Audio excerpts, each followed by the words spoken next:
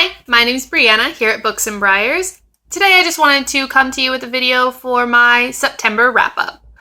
Now in September I didn't actually do very much reading because I had the end of my graduate semester, so I had a lot of final papers, a lot of reading, a lot of writing, but I did read 3 books that I greatly enjoyed. The first book I read was Modern Monsters by Kelley York. This book is amazing. It's a new release, and Kelley York is one of my newfound favorite authors. I have read almost all of her books this year after I read I have read almost all of her books just this past year after I first read a book by her in January, and my goal is to finish everything she has published by the end of this year because I love her that much. But Modern Monsters is a book about a boy named Vic who discovers that he is being accused of rape after a party. And it just follows in the experiences of the accused rather than in the experience of the victim, which is mostly how I've read accounts of rape in fiction. And it gives a new perspective, and I really enjoyed it. And it had some darker turns and some lighter turns, but overall it was a great book, and I gave it 5 out of 5 stars. The second book I read this month was one that I actually started probably in May, which is a bit embarrassing, but that is Nicholas St. North and the Battle of the Nightmare King by William Joyce. Yes, William Joyce. This book is a children's book. It is a story, an alternate version of Santa Claus before he was Santa Claus.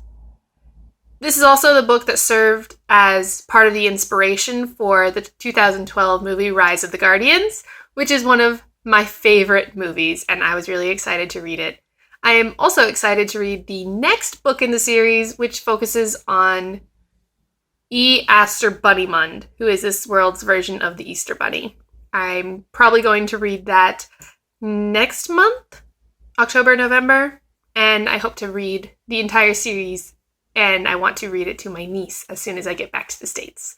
So I really enjoyed it. That book got 4 out of 5 stars. And the final book I read, book number 3, was Jurassic Park by Michael Crichton.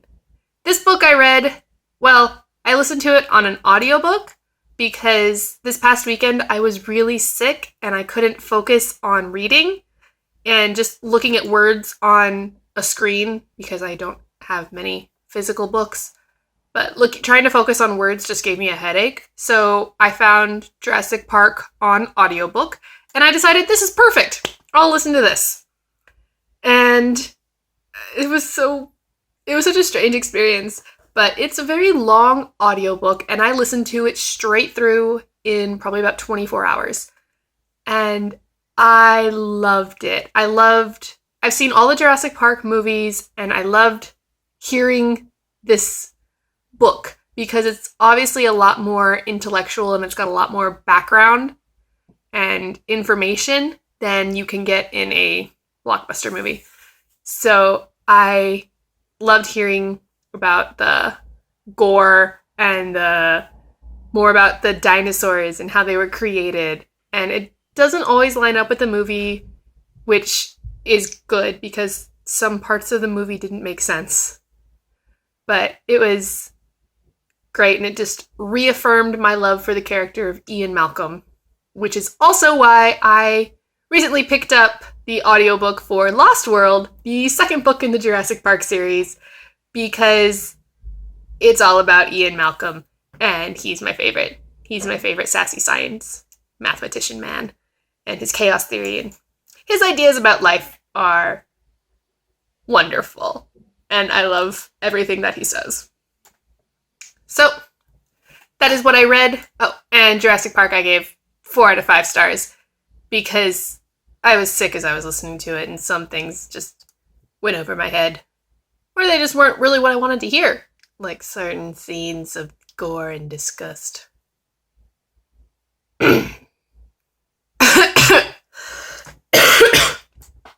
still sick. But Jurassic Park got 4 out of 5 stars, and maybe I'll go back and, after I read it, a physical copy, I might go back and give it 5 out of 5 stars, but because I listened to it, I feel like I need to read it to get the full experience. So audiobook gets 4 out of 5 stars. It was great, but I don't feel like I got everything. So that's it. Those are the books that I read in September. Hopefully, I will be able to read a lot more in October, especially because this coming weekend, I am actually going on a trip where I will have about 5 hours round trip on a bus. So I should have plenty of time to read. So that's all for now. See you next time.